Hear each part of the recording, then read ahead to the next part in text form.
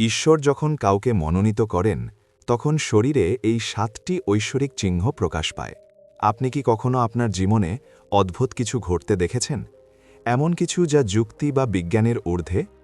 কখনো কখনো আমাদের মনে হয় আমরা ভিড়েরই অংশ, কিন্তু আমাদের ভেতরে এক অস্থিরতা রয়েছে যা আমাদের ঘুমাতে দেয় না। আপনি কি জানেন যে এই মহাবিশ্ব বা পরম শক্তি সবাইকে মনোনীত করে না? এই লক্ষ লক্ষ মানুষের মধ্যে শুধুমাত্র কিছু নির্বাচিত ব্যক্তিকেই ঈশ্বর এক মহৎ উদ্দেশ্যের জন্য বেছে নেন। কিন্তু প্রশ্ন হল, আপনি কিভাবে জানবেন যে আপনিই সেই মনোনীত ব্যক্তি? আপনি কি আপনার শরীরে অস্বাভাবিক কোনো পরিবর্তন অনুভব করছেন? প্রায়শই আমরা এই চিহ্নগুলোকে অসুস্থতা বা ক্লান্তি ভেবে উপেক্ষা করি, কিন্তু এগুলো আসলে সেই ঐশ্বরিক শক্তির আগমনের পূর্বাভাস। আজকের ভিডিওটি শুধু তথ্য নয়, বরং সেই সব প্রশ্নের উত্তর যা আপনি সম্ভবত বছরের পর বছর ধরে খুঁজে চলেছেন। এই ভিডিওর প্রতিটি কথা মনোযোগ দিয়ে শুনুন, কারণ আজ এই কাহিনীতে আপনি হয়তো আপনার জীবনের আসল উদ্দেশ্য খুঁজে পেতে পারেন। আপনি যদি এই ভিডিওতে ক্লিক করে থাকেন, তবে তা কোনো কাকতালীয় ঘটনা নয়, বরং এটা একটা ইঙ্গিত যে ফোর্স আপনাকে কিছু বলতে চায়। পরবর্তী কয়েক মিনিট আপনার সম্পূর্ণ চিন্তাভাবনা বদলে দেবে। তাই দম বন্ধ করে রাখুন, কারণ আমরা এমন এক গোপন রহস্য উন্মোচন করতে চলেছি যা শতাব্দীর পর শতাব্দী ধরে লুকিয়ে রাখা হয়েছে। আর হ্যাঁ, আরও একটা কথা, এই পুরো ভিডিওটি 4টি অংশে বিভক্ত, অর্থাৎ 4টি অংশই এই ভিডিওতে দেওয়া যাবে। তাই প্রতিটি অংশ মনোযোগ দিয়ে শুনুন, মনোযোগ দিয়ে এবং পুরোপুরি শুনুন। ঈশ্বর হয়তো আপনাকেই বেছে নিয়েছেন, কারণ এই ভিডিওটি এমনি এমনি আপনার সামনে আসেনি। এটি আপনার জন্য মহাবিশ্বের পক্ষ থেকে একটি ঐশ্বরিক সংকেত। কিন্তু বন্ধুরা, একটু অপেক্ষা করুন। আমরা আপনাদের জন্য ভিডিও তৈরি করতে এত পরিশ্রম করি, তাই এর বিনিময়ে আপনারা অন্তত একটি লাইক এবং একটি সুন্দর মন্তব্য করতে পারেন। ভিডিওটি অবশ্যই লাইক করুন এবং চ্যানেলটি সাবস্ক্রাইব করুন। আপনার বন্ধুদের সাথে শেয়ার করুন এবং আপনি ভিডিওটি কোথায় দেখছেন তা জানিয়ে একটি মন্তব্যও করুন। চলুন ভিডিওটি নিয়ে এগিয়ে যাই। ঈশ্বর যখন কাউকে বেছে নেন, তখন প্রথম পরিবর্তনটি তার মনে নয়, বরং তার শারীরিক দেহে দৃশ্যমান হয়। আমাদের শরীর একটি মন্দিরের মতো, এবং যখন ঐশ্বরিক শক্তি এতে প্রবেশ করে, তখন এর দেয়াল, আমাদের স্নায়ু এবং আমাদের ডিএনএ পরিবর্তিত হতে শুরু করে। প্রথম লক্ষণটি হল আপনার ঘুমের ধরনে পরিবর্তন। আপনি কি প্রায়ই ভোর 3টে থেকে 5টার মধ্যে জেগে ওঠেন? এই সময়টিকে ব্রহ্ম মুহূর্ত বলা হয়, এবং বলা হয় যে এই সময়ে স্বর্গ ও পৃথিবীর মধ্যকার পর্দা সবচেয়ে পাতলা থাকে। যদি আপনি এই সময়ে কোনো অ্যালার্ম ছাড়া জেগে থাকেন, তবে বুঝবেন যে ঈশ্বর আপনার সাথে কথা বলতে চান।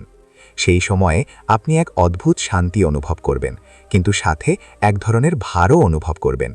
এটাই সেই সময় যখন ঐশ্বরিক শক্তি সবচেয়ে বেশি সক্রিয় থাকে এবং যাদেরকে তারা আলোকিত করতে চান তাদের জাগিয়ে তোলেন। দ্বিতীয় লক্ষণটি হল আপনার কপালের মাঝখানে, অর্থাৎ তৃতীয় নয়নের স্থানে হালকা চাপ বা চুলকানির মতো অনুভূতি। এটি কোনো শারীরিক সমস্যা নয়, বরং আপনার আজ্ঞাচক্রের জাগরণ। যখন ঈশ্বরের কৃপা থাকে, তখন তিনি আপনার অন্তর্দৃষ্টি খুলে দেন, যাতে আপনি এমন কিছু দেখতে পান যা বাকি বিশ্ব দেখতে পায় না। এই যাত্রার তৃতীয় লক্ষণটি হল আপনার হাতে এবং পায়ের পাতায় হঠাৎ তাপ বা ঝিনঝিন অনুভূতি। কখনো কখনো আপনি অনুভব করবেন যে আপনার হাত থেকে শক্তি নির্গত হচ্ছে। প্রাচীন ধর্মগ্রন্থে বলা আছে যে যখন কোনো ব্যক্তিকে নির্বাচিত করা হয়, তখন তার হাত নিরাময়ের ক্ষমতা অর্জন করে। আপনি অবচেতনভাবে মানুষকে সাহায্য করতে শুরু করেন এবং আপনার উপস্থিতি তাদের সান্ত্বনা দেয়। চতুর্থ লক্ষণটি কিছুটা আশ্চর্যজনক। এটি একটি তীক্ষ্ণ শব্দ বা আপনার কানে একটানা গুঞ্জন। মানুষ এটিকে সাধারণ কোলাহল বলে ভুল করে, কিন্তু আধ্যাত্মিক ভাষায় একে আনহাদ নাদ বা মহাবিশ্বের প্রতিধ্বনি বলা হয়। এটি ইঙ্গিত দেয় যে আপনার কম্পাঙ্ক পরিবর্তিত হচ্ছে এবং আপনি এখন এমন উচ্চতর শক্তির সাথে সংযুক্ত হচ্ছেন যা সাধারণ কান শুনতে পায় না। পঞ্চম লক্ষণটি হল ভিড় এড়িয়ে চলা। যে ব্যক্তি আগে পার্টি এবং বন্ধুদের ভালোবাসত, সে এখন নির্জনতা খুঁজতে শুরু করে। এই নির্জনতা বেদনাদায়ক নয়, বরং প্রশান্তিদায়ক। আপনার মনে হবে যেন প্রকৃতি, গাছপালা, পশু এবং পাখিরা আপনার সাথে কথা বলছে। এটি প্রমাণ করে যে এই পৃথিবীর সাথে আপনার সংযোগ ছিন্ন হয়ে ঐশ্বরিকতার সাথে যুক্ত হচ্ছে। ষষ্ঠ লক্ষণটি হল আপনার স্বপ্নে পরিবর্তন। আপনি এমন স্বপ্ন দেখতে শুরু করেন যা সম্পূর্ণ বাস্তব বলে মনে হয়।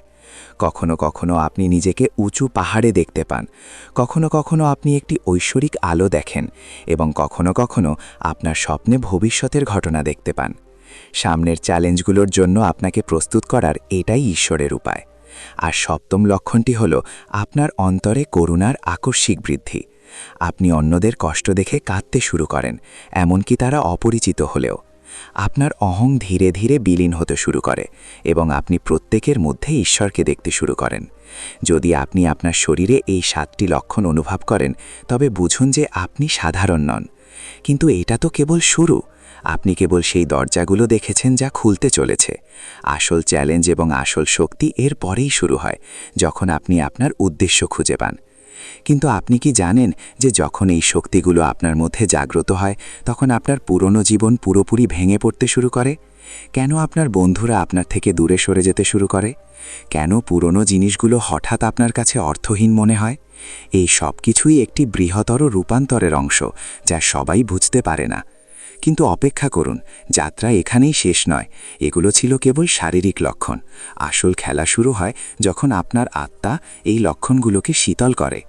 পরবর্তী অংশে আমরা আলোচনা করব কিভাবে এই ঐশ্বরিক শক্তি আপনার শত্রুদের আপনার থেকে দূরে সরিয়ে দেয় এবং কিভাবে আপনার বলা প্রতিটি কথা সত্যি হতে শুরু করে। আপনি কি পরবর্তী পর্যায়টি অন্বেষণ করতে প্রস্তুত, যেখানে এই 7টি চিহ্ন এক অতি মানবীয় শক্তিতে রূপান্তরিত হয়? আপনি কি জানতে চান সমাজ নির্বাচিত মানুষদের সাথে কেমন আচরণ করে এবং তাদের এই শক্তিকে কিভাবে ব্যবহার করা উচিত? যখন আপনি এই 7টি শারীরিক চিহ্ন অনুভব করতে শুরু করেন, তখন আপনার জীবনে এমন এক ঝড় ওঠে যা সামলানো সকলের ক্ষমতার বাইরে। প্রকৃতপক্ষে ঈশ্বর যখন কাউকে বেছে নেন, তখন তিনি প্রথমে সেই ব্যক্তির পুরনো এবং অন্তঃসারশূন্য জীবনকে সম্পূর্ণ ধ্বংস করে দেন। আপনি হয়তো লক্ষ্য করেছেন যে হঠাৎ করেই আপনার পুরনো বন্ধুরা, আপনার ঘনিষ্ঠ আত্মীয় স্বজন, এমনকি যাদের আপনি সবচেয়ে বেশি বিশ্বাস করতেন, তারাও আপনার থেকে দূরে সরে যেতে শুরু করেছে। এটি কোনো দুঃখের বিষয় নয়, এটি সেই ঐশ্বরিক শক্তির পরিশ্রাবণ প্রক্রিয়া। মহাবিশ্ব আপনার জীবন থেকে সেই সব মানুষদের সরিয়ে দেয়। এটি তাদের সরিয়ে দেয় যারা আপনার নতুন এবং উচ্চতর কম্পাঙ্কের সাথে নিজেদের মেলাতে পারে না। আপনি নিজেকে বিচ্ছিন্ন অনুভব করবেন, কিন্তু মনে রাখবেন, সিংহ সবসময় একাই চলে এবং ঈশ্বর যাদের বেছে নেন তাদের পৃথিবীর ভিড়ের প্রয়োজন হয় না। এই প্রক্রিয়ার সময় আপনার ভেতরে এক অদ্ভুত ঐশ্বরিক একাকিত্ব গড়ে উঠতে শুরু করে। ভিড়ের মাঝে থেকেও আপনি নিজেকে বিচ্ছিন্ন অনুভব করেন। আপনার মনে হতে শুরু করে যে এই পৃথিবীটা একটা মঞ্চ, আর মানুষজন কেবল মুখোশ পরে আছে। আপনার চোখের সামনে মিথ্যার পর্দা খসে পড়তে শুরু করে। শুধু মুখের দিকে তাকিয়েই আপনি কারোর হৃদয়ের কলুষতা অনুভব করতে পারেন। এটা কোনো জাদু নয়, বরং আপনার সজ্ঞানের শক্তি। ঈশ্বর তোমাকে এটি দান করেছেন। এদিকে অন্য একজন একটি অসাধারণ রূপান্তর ঘটে, যাকে বলা যেতে পারে বাকশক্তির সূচনা। আপনি লক্ষ্য করবেন যে আপনার অজান্তেই বলা কথাগুলো সত্যি হতে শুরু করেছে। কখনো কখনো আপনি কারো কথা ভাববেন আর পরমুহূর্তেই সে ফোন করবে, অথবা আপনি কোনো অমঙ্গলের ভয় প্রকাশ করবেন আর তা সত্যি হয়ে যাবে। এটি একটি চিহ্ন যে আপনার জিহ্বা এখন পরম শক্তিতে পরিপূর্ণ। অতএব ঈশ্বরের মনোনীত ব্যক্তিদের সাথে খুব সাবধানে কথা বলার পরামর্শ দেওয়া হয়। আপনার শক্তি এখন এতটাই প্রবল হয়ে উঠেছে যে আপনার কথা সরাসরি সমগ্র মহাবিশ্বে প্রতিধ্বনিত হয়। এই সময়ে আপনার ক্রোধ নিয়ন্ত্রণ করা অত্যন্ত গুরুত্বপূর্ণ হয়ে ওঠে, কারণ আপনার মুখ থেকে উচ্চারিত কোনো অভিশাপ বা আশীর্বাদই শাস্তি ছাড়া পার পায় না। এর সাথে সাথে আপনার নিয়তি একটি অসাধারণ মোড় নেয়। জগৎ যাকে ভাগ্য বলে তা আপনার জন্য ঐশ্বরিক পরিকল্পনা হয়ে ওঠে। আপনার ব্যর্থ প্রচেষ্টাগুলো হঠাৎ সফল হতে শুরু করে। যেখানে অন্যরা সফল হওয়ার জন্য সংগ্রাম করে, সেখানে আপনার জন্য পথ খুলে যায়। মনে হয় যেন এক অদৃশ্য হাত আপনার পথ থেকে কাঁটা সরিয়ে দিচ্ছে এবং আপনার জন্য একটি গালিচা বিছিয়ে দিচ্ছে। এটি একটি চিহ্ন যে আপনি এখন প্রকৃতির সাথে একাত্ম হয়ে গেছেন। কিন্তু এই পথ সহজ নয়। যখন ঐশ্বরিক শক্তি আপনার মধ্যে প্রবেশ করে, তখন আপনার শরীরের চক্রগুলির সঞ্চালন তীব্রতর হয়। আপনি মেরুদণ্ডের নিচের অংশে একটি ঝিনঝিন বা কম্পন অনুভব করতে পারেন, যা কুণ্ডলিনী শক্তির সঞ্চালন বলে মনে করা হয়। কখনো কখনো কোনো আপাত কারণ ছাড়াই আপনার প্রচুর ঘাম হতে পারে, অথবা আপনার শরীরের তাপমাত্রা হঠাৎ বেড়ে যেতে পারে। এটি আপনার শরীরের অশুদ্ধি পুড়িয়ে ফেলার প্রক্রিয়া। ঈশ্বর আপনাকে একটি নতুন জন্ম দিচ্ছেন এবং জন্মের প্রক্রিয়াটি সর্বদা বেদনাদায়ক। আপনার পুরানো সংস্কার, পুরানো অভ্যেস এবং পুরানো ভয় একে একে পুড়ে যেতে শুরু করে। এই সময়ে আপনি অত্যন্ত ক্লান্ত বোধ করতে পারেন, কারণ আপনার শরীর উচ্চ মাত্রার শক্তি শোষণ করার চেষ্টা করে। আপনার আরও ঘুমের প্রয়োজন অনুভব হতে পারে, অথবা আপনি সারা রাত না ঘুমিয়েও শক্তিতে ভরপুর থাকতে পারেন। সব কিছু নির্ভর করে ঐশ্বরিক শক্তি আপনাকে কি করতে চায় তার উপর। আপনি নিজেকে পশু এবং ছোট শিশুদের প্রতি খুব আকৃষ্ট দেখতে পারেন। নিষ্পাপ প্রাণীরা আপনার প্রতি আকৃষ্ট হবে, কারণ তারা আপনার বিশুদ্ধ শক্তিকে চিনতে পারে। এই যাত্রাপথে আপনি যতই এগিয়ে যান, জাগতিক আরামের প্রতি আপনার আসক্তি ততই কমতে শুরু করে। এর মানে এই নয় যে আপনি কাজ করা বন্ধ করে দেন, বরং আপনার কাজ করার কারণটাই বদলে যায়। এখন আপনি অর্থ উপার্জনের জন্য কাজ করেন না, বরং আপনার উদ্দেশ্য পূরণ করার জন্য কাজ করেন। আপনার মুখ উজ্জ্বল হয়ে ওঠে এবং আপনি সাধারণ পোশাক পরলেও মানুষ আপনার প্রতি আকৃষ্ট হয়। আপনার চোখে গভীরতম সমুদ্রের মতো গভীরতা আসে। মানুষ আপনার কাছে পরামর্শের জন্য আসবে। আপনার সাথে কথা বলে তারা শান্তি খুঁজে পাবে এবং অনেকেই শুধু আপনার উপস্থিতিতে তাদের দুঃখ ভুলে যাবে। এই সব কিছু ঘটছে কারণ আপনি আর শুধু একজন মানুষ নন, আপনি সেই ঐশ্বরিক শক্তির একটি মাধ্যম হয়ে উঠেছেন।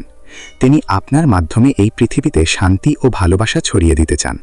কিন্তু আপনি কি জানেন যে এই স্তরে পৌঁছানোর পর আপনি আপনার সবচেয়ে বড় পরীক্ষার মুখোমুখি হন?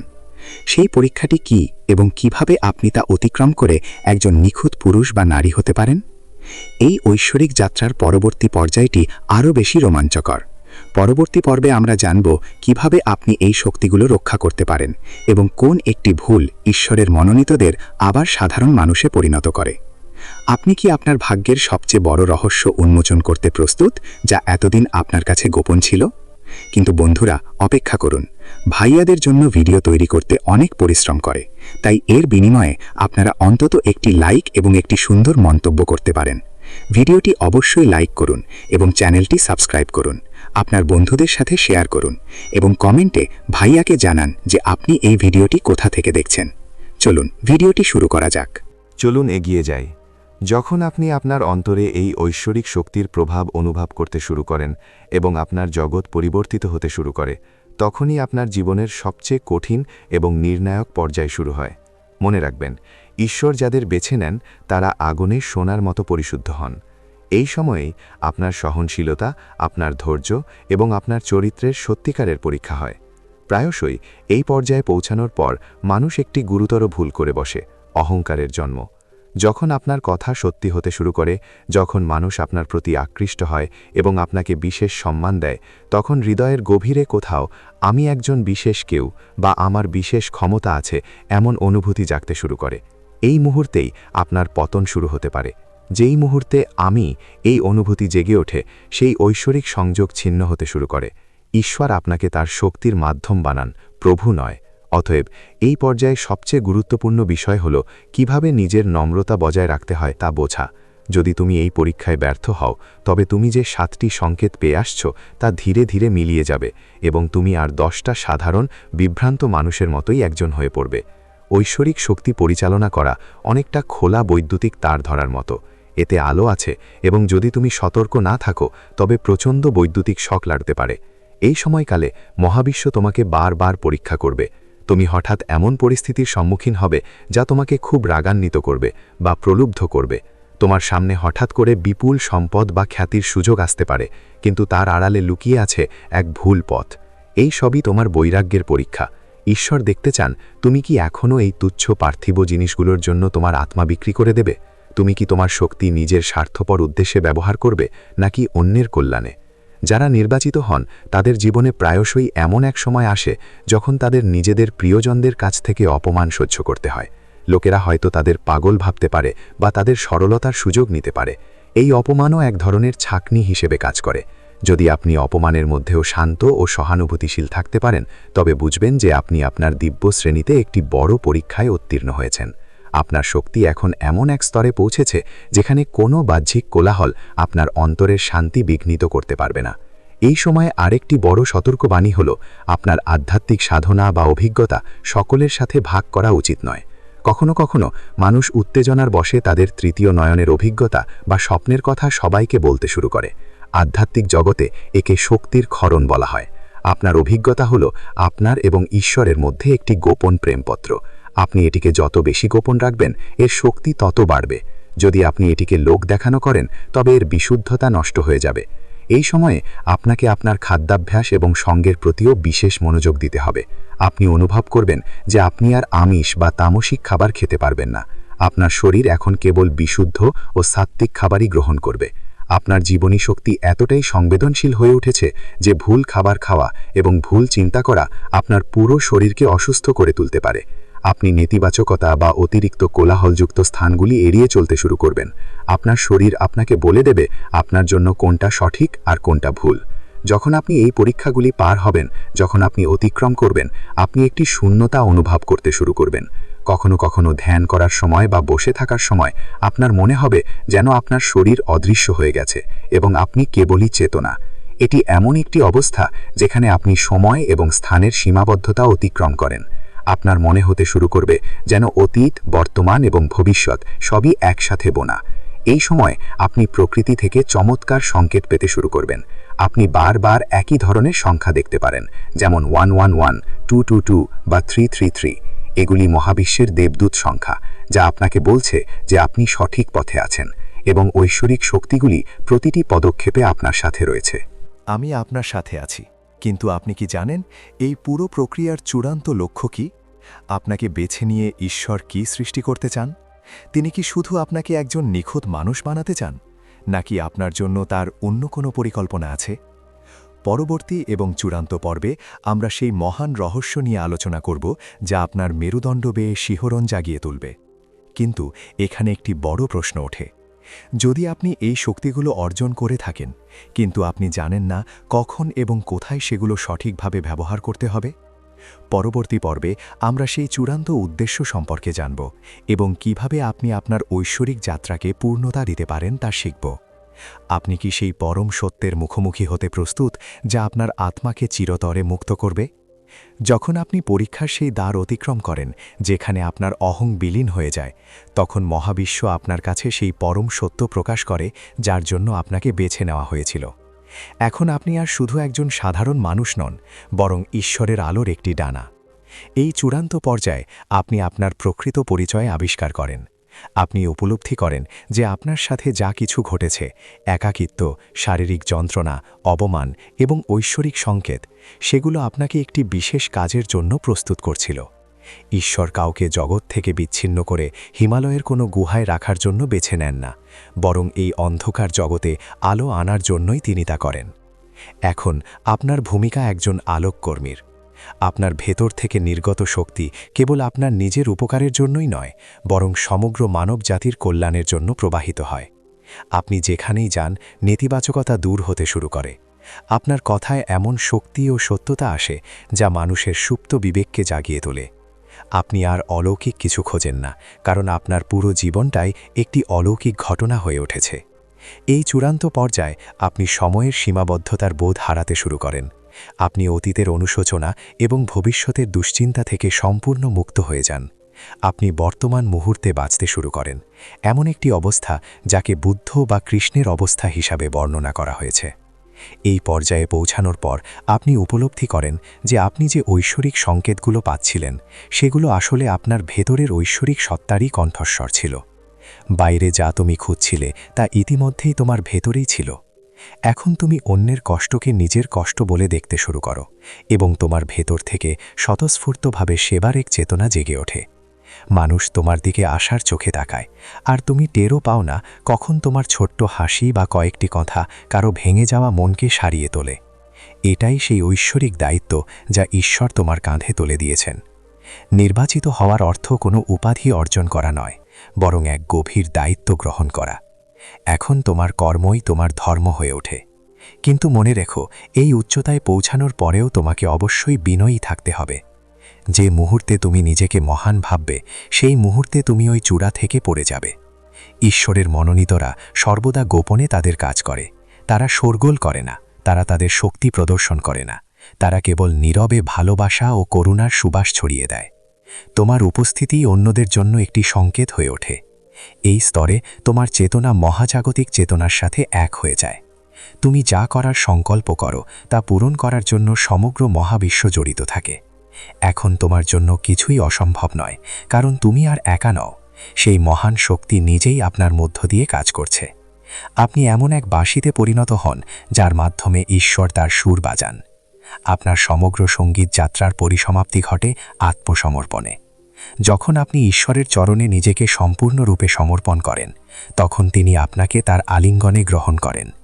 তাই বন্ধুরা, যদি আপনারাও আপনাদের জীবনে এই 7টি লক্ষণ অনুভব করেন, যদি আপনারাও সেই একাকিত্ব এবং পরিবর্তনের মধ্য দিয়ে যান, তবে ভয় পাবেন না। এটি শেষ নয়, বরং এক মহান সূচনা। আপনি সাধারণ নন, আপনাকে এক মহান উদ্দেশ্যের জন্য বেছে নেওয়া হয়েছে।